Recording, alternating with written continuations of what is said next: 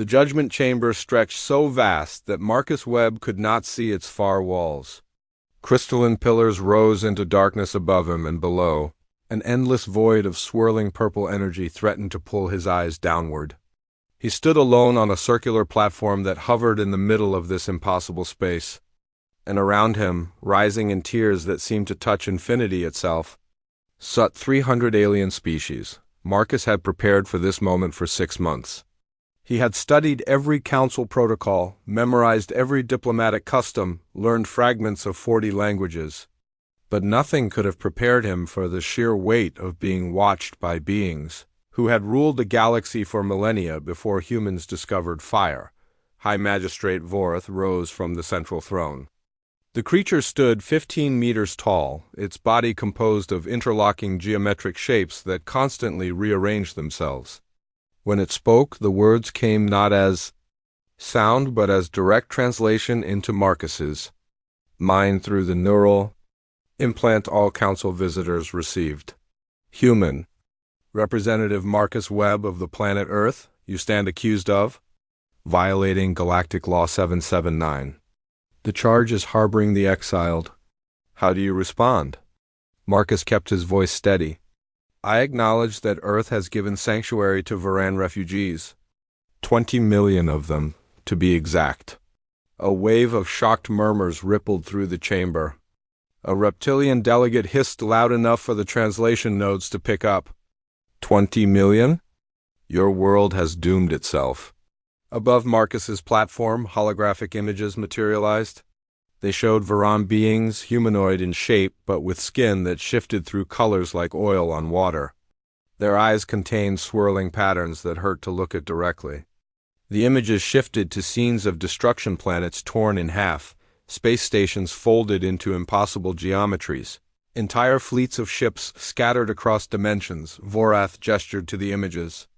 6 cycles ago, this council unanimously voted to exile the Varan from civilized space. The decision was not made lightly. For 12,000 years, we tried to integrate them. We gave them systems of their own. We provided resources, technology, and diplomatic status. But the Varan possess an ability that makes coexistence impossible.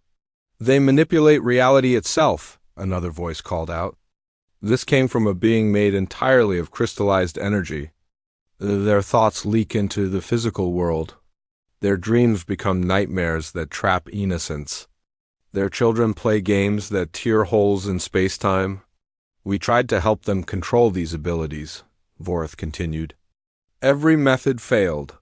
The Varan cannot help what they are, but what they are makes them too dangerous to exist among peaceful species. So we made the only choice available. We exiled them to uninhabited sectors with resources to survive, but isolated from everyone else.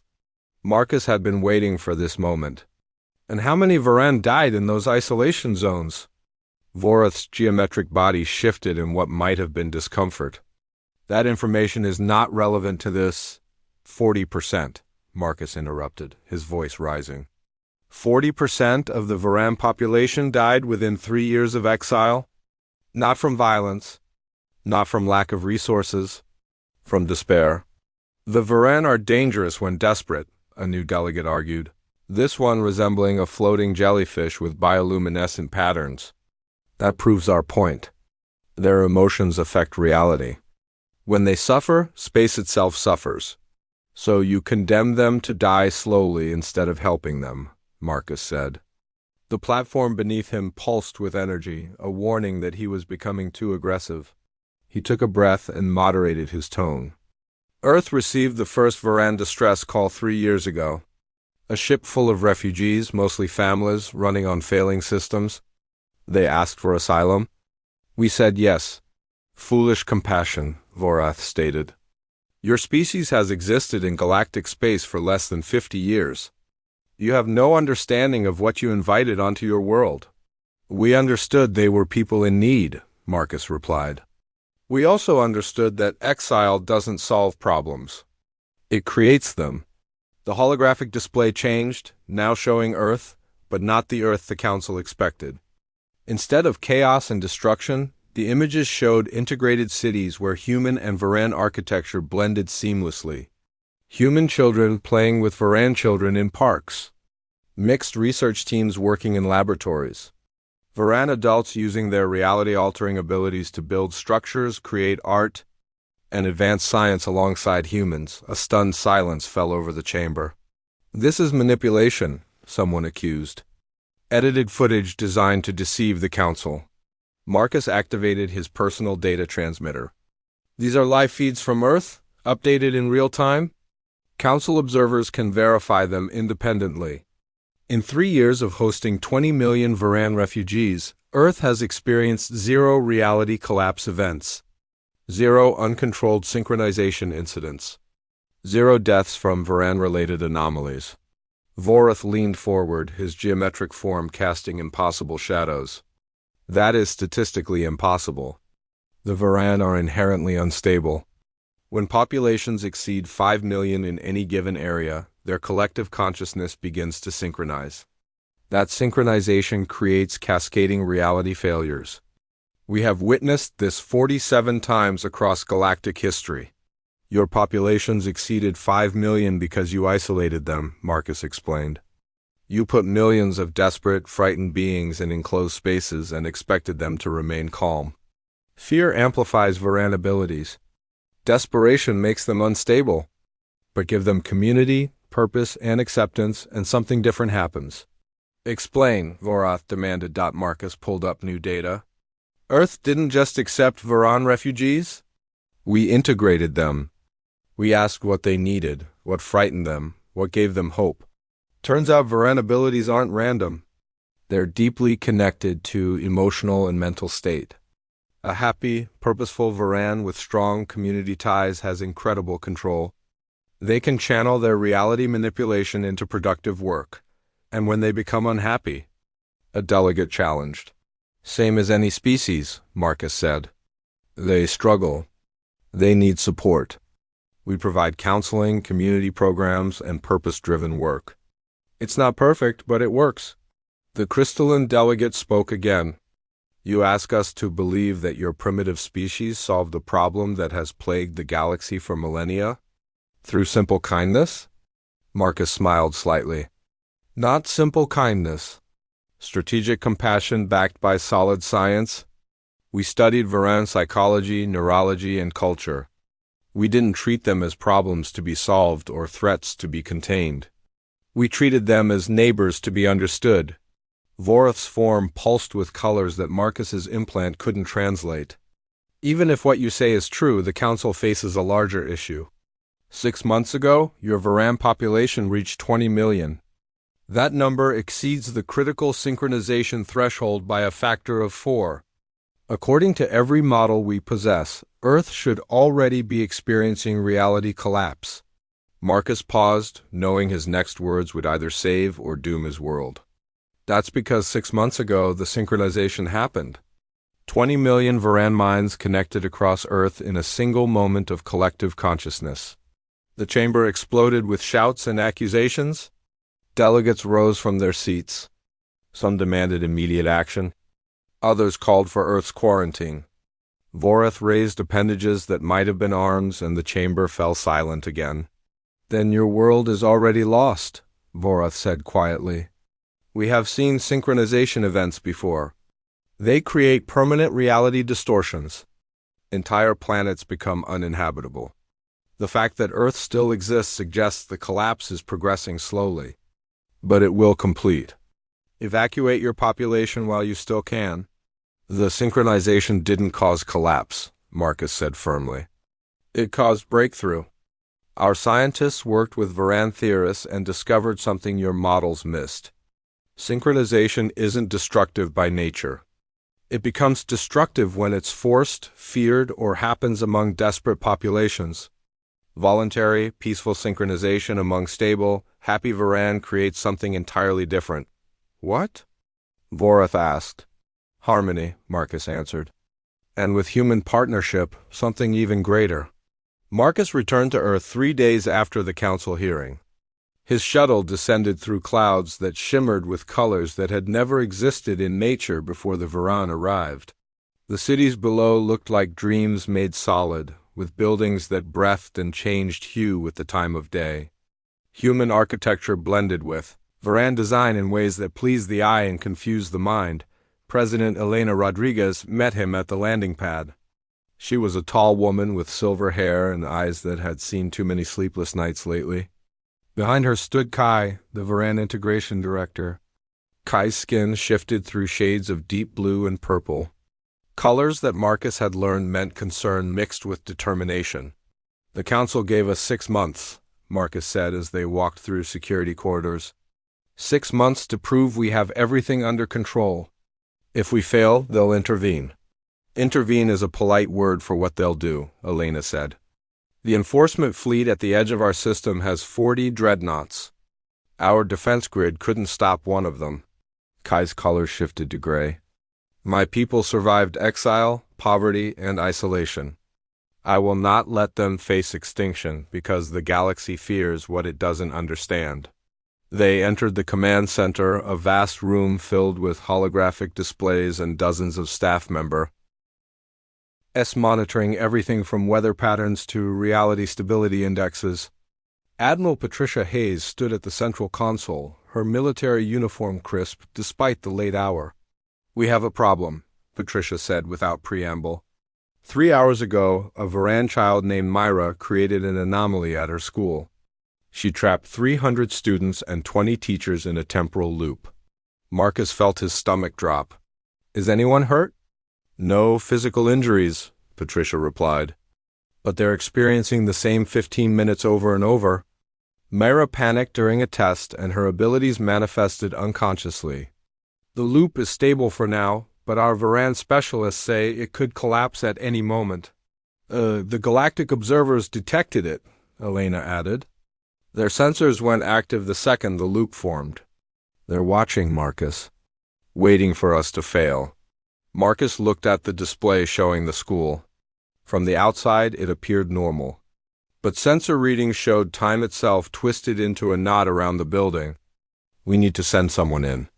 Someone who understands both Varan psychology and temporal mechanics." "I'm already assembling a team," Kai said. "Thomas Grant will lead. He designed our integration protocols and has more experience with Varan children than anyone." Thomas arrived within minutes. He was a thin man with kind eyes and hands that never stopped moving, always gesturing as he talked. "Myra's file shows she's been struggling with control lately. Her parents divorced last month. Human divorce, but it affected her deeply. She was bonding with both families. Can you talk her down?" Marcus asked. "I can try. But I'll need to enter the loop, and that means experiencing those 15 minutes repeatedly until I reach her." Thomas looked at Kai. "I want Lyra to come with me. She's young enough to relate to Myra, but trained enough to help manage the reality warping." Lyra was a Varan teenager who had been one of the first refugees. Her colors were bright yellows and greens, the hues of youth and energy. She had worked with Thomas for 2 years, helping other young Varan learn control. "The Galactic fleet is moving closer," Patricia warned. "If they decide we've lost control, they won't wait for permission to act." Marcus pulled up a communication channel to the lead Galactic observer ship. An insectoid face appeared on screen, compound eyes reflecting the command center's lights. "Observer Captain Drenth? We're handling the situation. Request that your fleet maintains current position. Ambassador Webb, our sensors indicate a Class 4 temporal anomaly. Council protocols require intervention at Class 3. We are authorized to neutralize the threat." "Give us 2 hours," Marcus said. "We have specialists entering the anomaly now?" "1 hour," Drenth replied. "After that, we fire on the school. The loop will be destroyed along with everything inside it." The channel closed. Elena turned to Thomas. "You have 1 hour to save 300 children and prevent an interstellar incident." "No pressure." Thomas managed a weak smile. "I work better under deadlines." He and Lyra headed for the transport that would take them to the school. Marcus watched them go, then turned to Kai. "Tell me honestly, can they do this?" Kai's colors shifted through several shades before settling on a determined orange. Thomas understands Varan psychology better than most Varan do, and Lyra has a gift for reaching troubled children.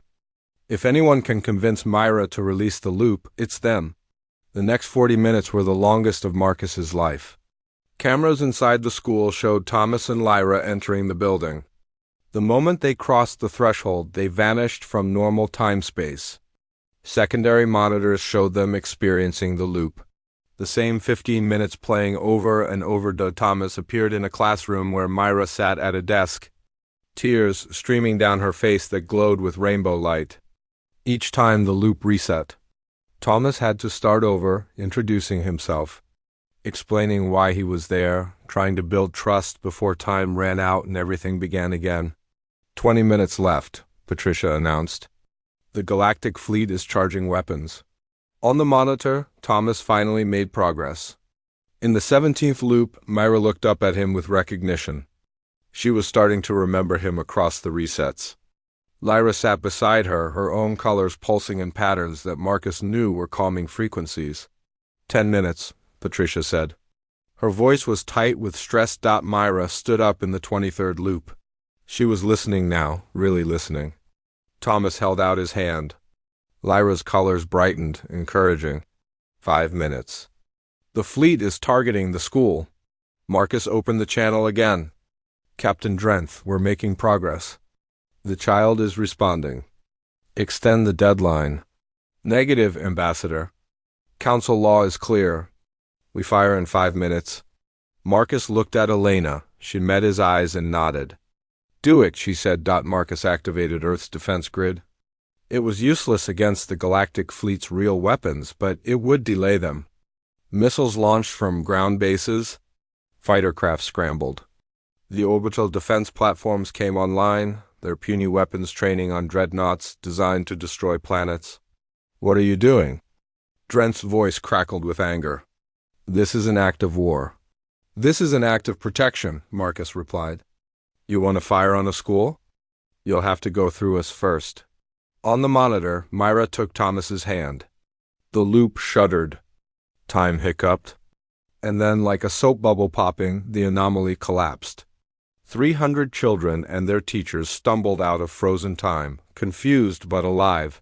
Patricia's board lit up green. The loop is gone? All personnel accounted for. No casualties. Marcus sagged with relief. But his celebration lasted only seconds. New alarms shrieked across the command center. Reading massive reality distortion, a technician shouted. Source is the Pacific Ocean. It's bigger than anything we've seen before. The main display shifted to show satellite footage. In the middle of the ocean, space itself was tearing open. Something vast and dark pushed through the wound in reality. A structure that existed in too many dimensions at once. It hurt to look at directly. What is that? Elena whispered. Kai's colors went pure white, the Varan expression of absolute terror. That's a citadel. An ancient Varan military fortress. But they were all destroyed in the Civil War 12,000 years ago. From the structure, a voice broadcast across every communication channel on Earth and into space beyond. The voice was beautiful and terrible, speaking in harmonics that bypassed language entirely. Brothers and sisters in exile, your suffering ends today. I am Obsidian, and I have found you. The weak galaxy cast us out, but we are not weak. We are not victims. We are Varan, and it is time to show these lesser species what true power means. Thomas Grant's world became fire and ice simultaneously. His mind stretched across dimensions that human consciousness was never meant to touch. Through the neural interface he felt Nyx's presence, vast and alien, pressing against his thoughts like an ocean trying to fit into a cup. Around him in the synchronization chamber, 5,000 humans screamed. Their neural interfaces glowed white-hot as Varan consciousness flooded into patterns designed for simple, linear thinking. Blood trickled from noses and ears. 3 volunteers went into seizures, their minds unable to handle the strain. Neural stress approaching lethal levels, a technician's voice cut through the chaos. We're losing coherence. The hybrid consciousness isn't forming properly. In Earth's command center, Marcus Webb watched the medical readouts with growing horror. 42 humans had already slipped into comas. The Varam partners fared better physically but showed signs of psychological fracture, their fluid consciousness struggling against the rigid structure of human thought. Synchronization at 35%, Admiral Patricia Hayes reported. But we're running out of time. 25 minutes until the Galactic Fleet fires. President Elena Rodriguez made the hardest decision of her life. Prepare evacuation protocols. Get as many people off-world as possible. Prioritize children? Marcus shook his head. Elena, you know we can't evacuate enough people in 25 minutes. We're committed to this course now. In the Pacific Ocean, Obsidian Citadel had grown to the size of a mountain. Reality bent around it like light around a black hole. She had pulled 7,000 Varan into her forced consciousness network, and each addition made her stronger. Buildings along the coast began to dissolve as her influence spread. The ocean itself rose into impossible spirals that defied gravity. Obsidian's voice boomed across every frequency. Feel my power, little humans. Feel what the Varan can become when we stop pretending to be weak. The galaxy feared us for good reason. Now that fear returns? She reached out with her consciousness and touched the minds of Varan still free on Earth. The call was irresistible. A song of belonging and power that promised an end to exile and shame. 2,000 more Varan began walking toward the ocean. Their eyes empty of individual, Will. Kai watched the monitors in anguish as his people abandoned their homes and families. She's too strong. The forced synchronization creates a feedback loop. Each mind she captures makes the next capture easier. In the synchronization chamber, Thomas felt the hybrid consciousness teetering on the edge of collapse. Human minds provided structure, but the structure was too rigid. Varan consciousness brought fluidity, but the fluidity threatened to wash away all form. They weren't blending. They were fighting each other. We're failing, Nix's thought voice whispered across their connection. This was a noble attempt, Thomas, but our SP. SEs are too different. Thomas wanted to surrender to despair. The pain in his skull felt like his brain was being torn apart. But then he remembered why he had spent 3 years studying Varan integration. He remembered Myra, trapped in her temporal loop, saved because someone took time to understand her fear. He remembered Lyra's joy when she finally mastered controlling her abilities, understanding that was the key. Not forcing human thoughts onto Varan consciousness or letting Varan fluidity overwhelm human structure. True integration meant accepting the differences and finding harmony within them. Stop fighting it, Thomas broadcast to all chambers.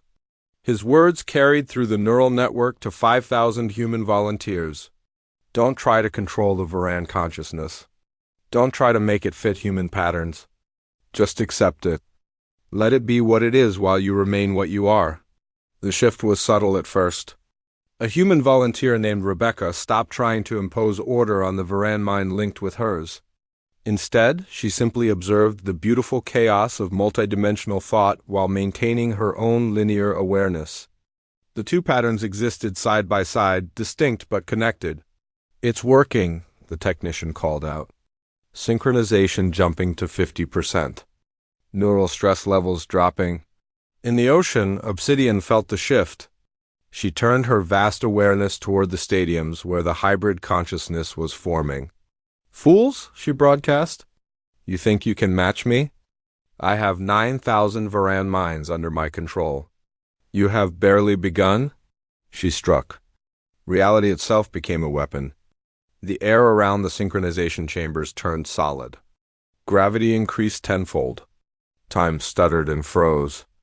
Volunteers collapsed under the assault, their bodies crushed by impossible physics. She's attacking the chambers directly, Patricia shouted. Structural integrity failing. We're losing people. Marcus opened a channel to Captain Drenth's ship. The extremist is attacking us. If you want proof that we're fighting her, not joining her, here it is.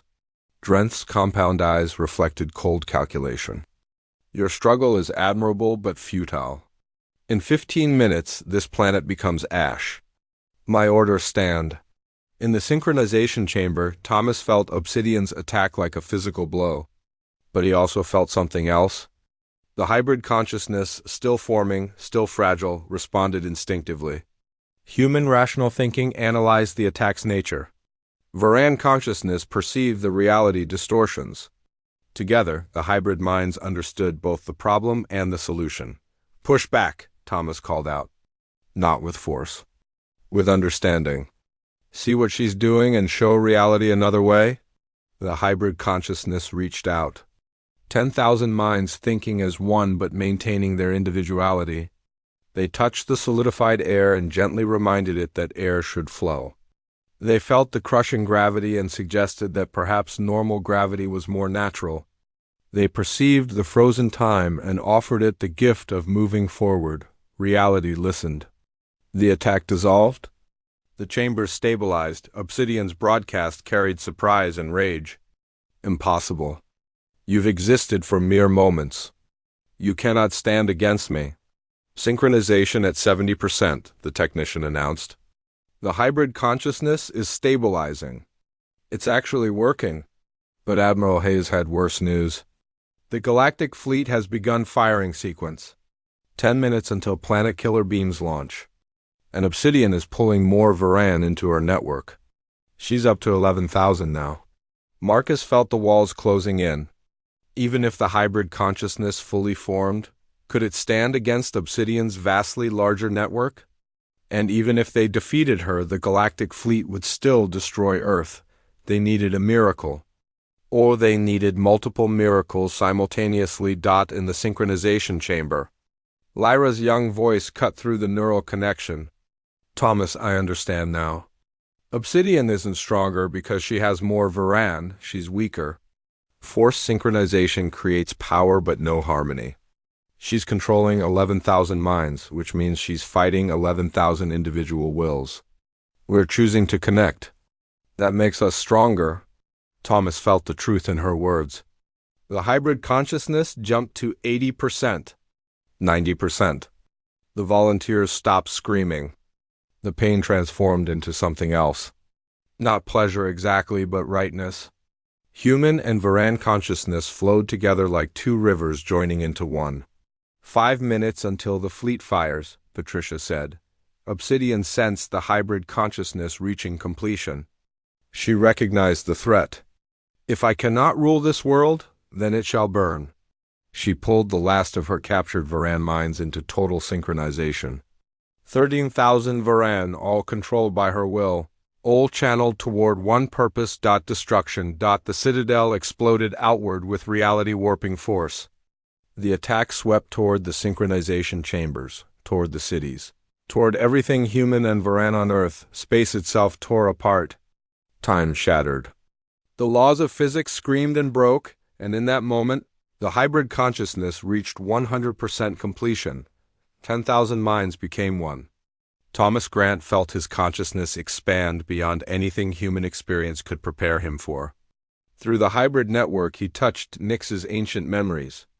Lyra's youthful hope, Rebecca's analytical precision, and 5,000 other human and Varan minds all singing together in perfect harmony. They were separate but united, individual but collective, limited but infinite, and in that moment of completion, Obsidian struck with the full force of 13,000 enslaved Varan minds. The attack tore across Earth like a tsunami of broken reality. Buildings in coastal cities began to fold into impossible geometries. The ocean rose into towers of water that defied gravity. The sky fractured into pieces, each piece showing a different time of day. Space itself screamed as fundamental laws of physics shattered under the assault. In Earth's command center, every alarm shrieked at once. President Elena Rodriguez gripped her console as the room shook. Structural damage across 12 major cities. Reality collapse spreading at 500 kilometers per hour. At this rate, the entire planet will be uninhabitable in 3 hours. Admiral Patricia Hayes had her eyes locked on different sensors. The Galactic Fleet is firing. Planet killer beams launching now. Impact in 90 seconds. Marcus Webb watched both threats converge on his world and felt strangely calm. Either the hybrid consciousness could save them, or nothing could. There was no third option left. In the synchronization chamber, the hybrid consciousness perceived everything at once. Human rational thinking tracked the incoming beams from the galactic fleet, calculating trajectory, speed, and destructive potential. Varan consciousness felt the reality distortions from Obsidian's attack, sensing how space and time were being torn apart. Together, the hybrid minds understood both threats in ways no single species could. Thomas's individual awareness flickered through the greater consciousness like a candle in a cathedral. He felt the network making decisions at speeds thought could not match. The hybrid consciousness reached out and touched the fabric of reality itself. The planet-killer beams crossed the distance between the fleet and Earth in seconds.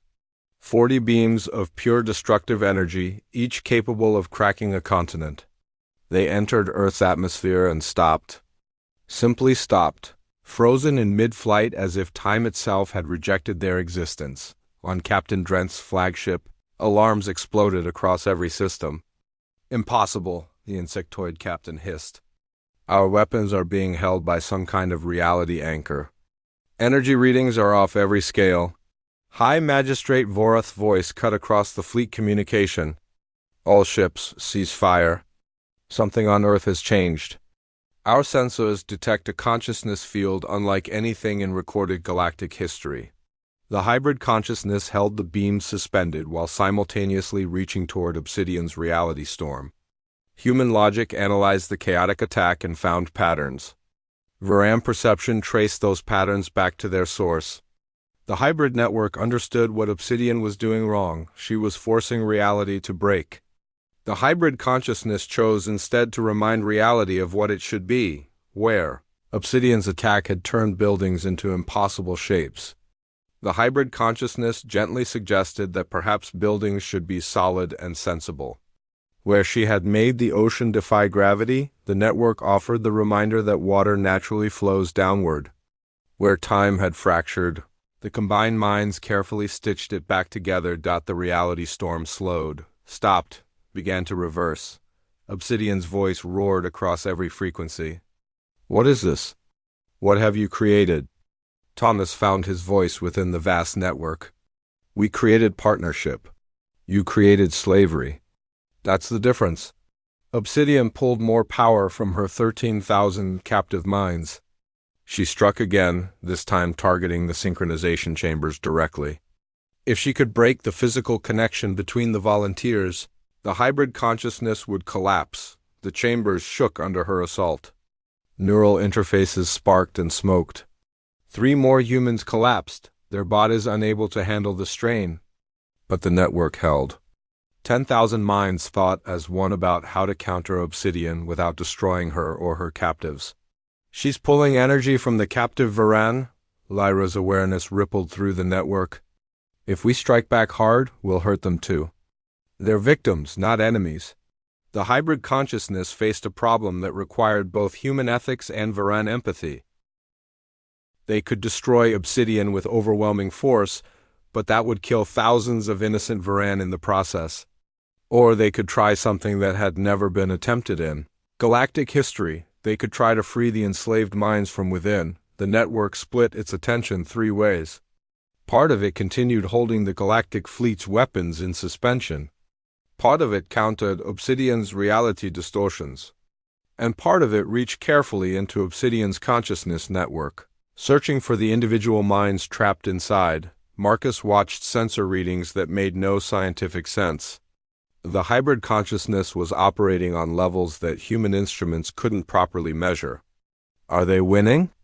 Kai's colors flickered between hope yellow and fear white. "They're attempting something incredibly dangerous. They're trying to sever Obsidian's control over her captives without damaging those minds. It's like performing surgery on 13,000 patients simultaneously." In the synchronization chamber, Thomas felt the network's intention and marveled at the elegant solution. Human precision guided the cuts. Varan empathy soothed the traumatized minds. One by one, captured Varan were freed from Obsidian's control. The process was delicate and slow.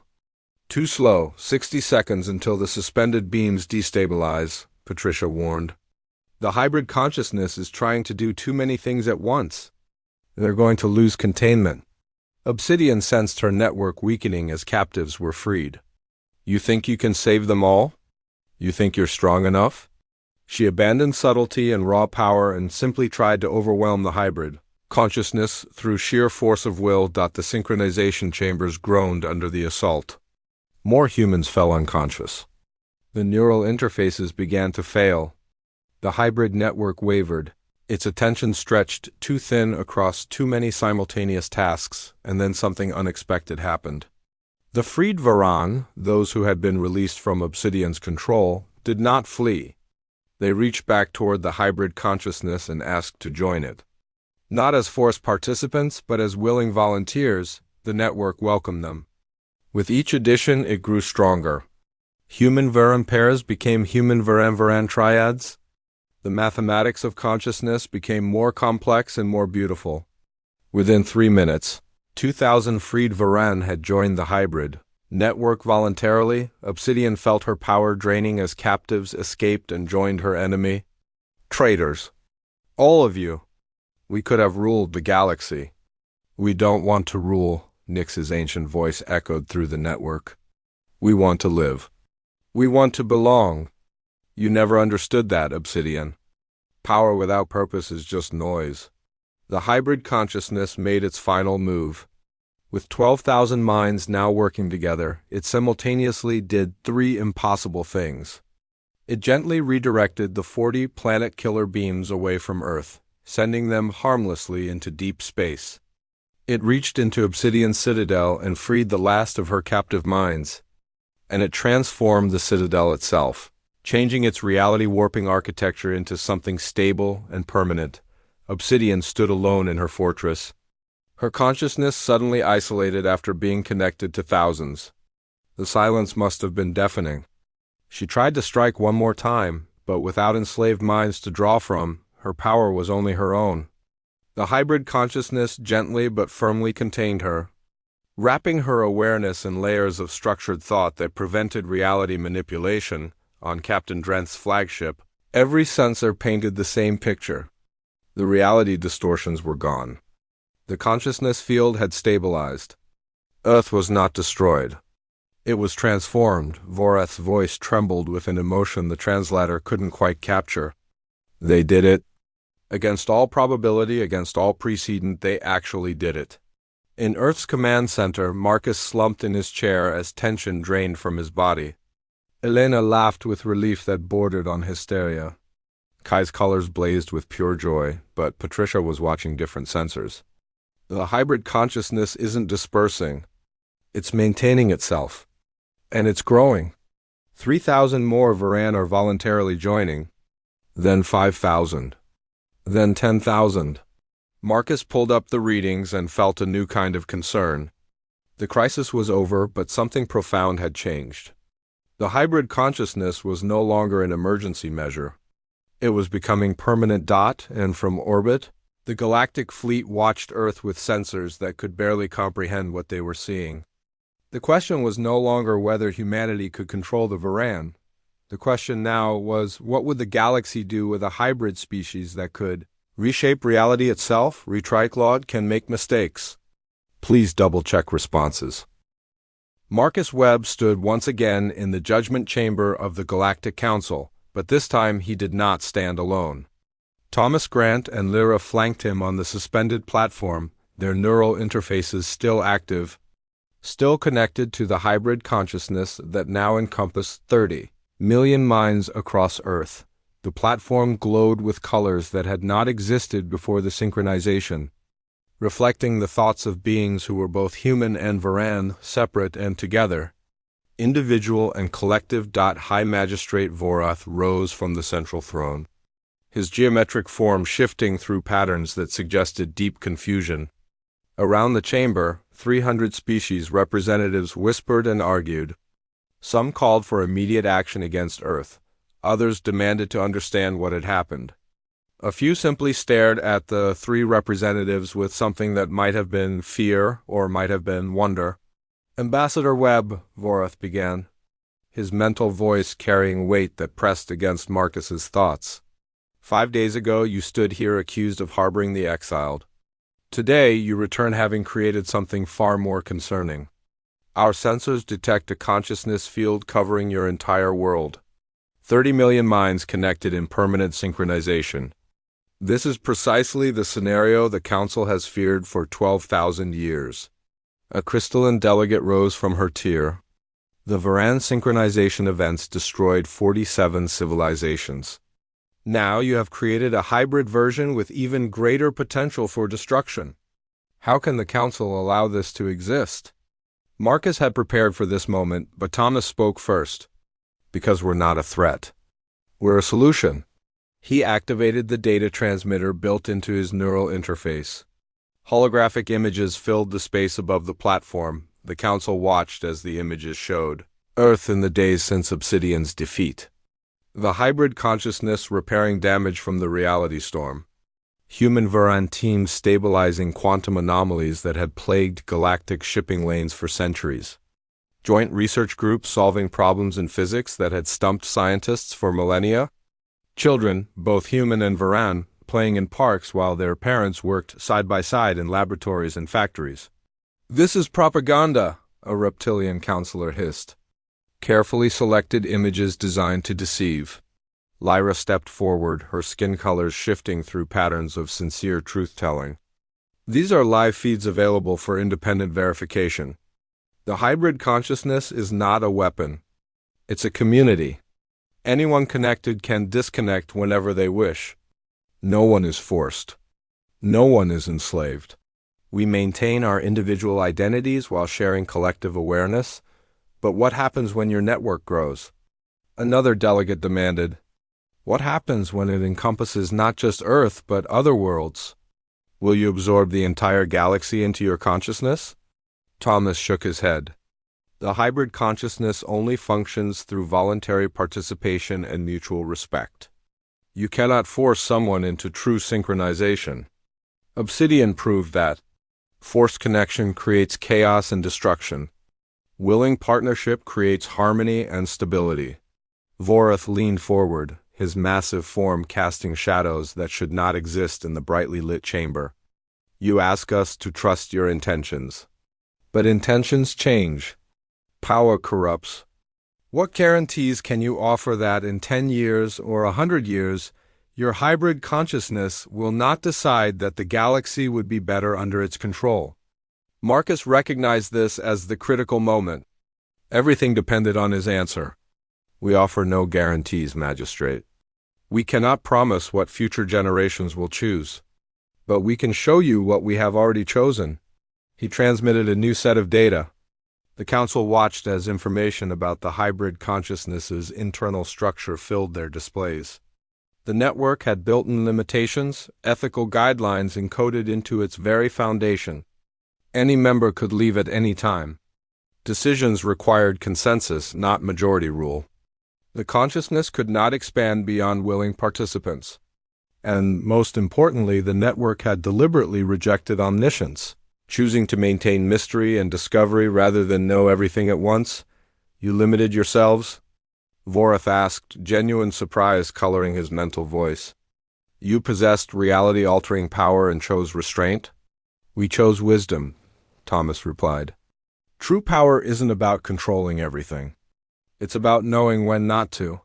A new voice entered the debate. Captain Drenth, the insectoid observer who had nearly destroyed Earth, transmitted from his ship in orbit. The Council should know that in the 5 days since synchronization, the hybrid consciousness has assisted our fleet with 17 separate technical problems we did not even know we had. They repaired microfractures in our hull plating, optimized our jump drive efficiency, and detected a spatial anomaly that would have destroyed 2 of our ships. They asked for nothing in return. This admission sent shockwaves through the chamber. For a galactic military officer to praise the same beings he had tried to destroy was unprecedented, another counselor spoke. This one a gaseous being whose form constantly shifted. But what of Obsidian? What of the extremist who nearly destroyed your world? Marcus had been waiting for this question. Obsidian is in custody on Earth. She faces trial for her crimes. including the forced enslavement of 13,000 Varan minds. But she has also requested something unusual. She has asked to undergo rehabilitation and, if successful, to one day join the hybrid consciousness as a willing participant. The chamber erupted in shocked outcries. "You would accept a war criminal into your network?" Someone shouted. "We would accept anyone who genuinely seeks redemption," Lyra answered. Obsidian spent 10,000 years believing that power meant domination. She was wrong, and she now understands that. Whether she can truly change remains to be seen, but we believe in the possibility of transformation. Vorath raised appendages for silence. The council will now deliberate. You will be summoned when we have reached a decision. The three humans and Lyra were escorted to a waiting chamber. Through their neural interfaces, they remained connected to the hybrid consciousness on Earth. Marcus felt the presence of 30 million minds, each one distinct, each one contributing to the whole. President Elena Rodriguez sent encouragement. Admiral Patricia Hayes transmitted tactical assessments.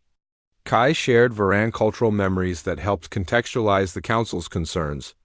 And beneath it all, thousands of ordinary humans and Varan simply lived their lives, connected but free.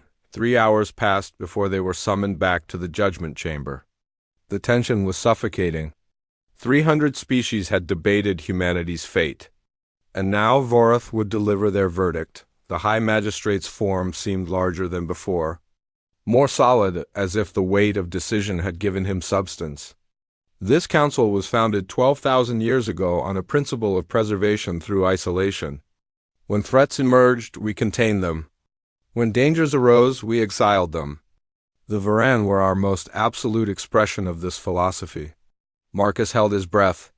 But Ambassador Webb and his colleagues have shown us the limitation of our approach. Isolation does not eliminate danger. It concentrates it. Fear does not create security. It creates desperation. And the power to destroy is never equal to the power to build. Vorath's voice grew stronger. Therefore, the Council makes the following ruling. Earth will not be sanctioned. The Varan exile is officially lifted. All Varan peoples, wherever they may be, are welcomed back into galactic civilization. Relief flooded through Marcus, but Vorath was not finished. Furthermore, humanity is granted provisional membership in the Galactic Council. Your specific mandate will be to develop and oversee what we are calling the Voluntary Integration Protocol.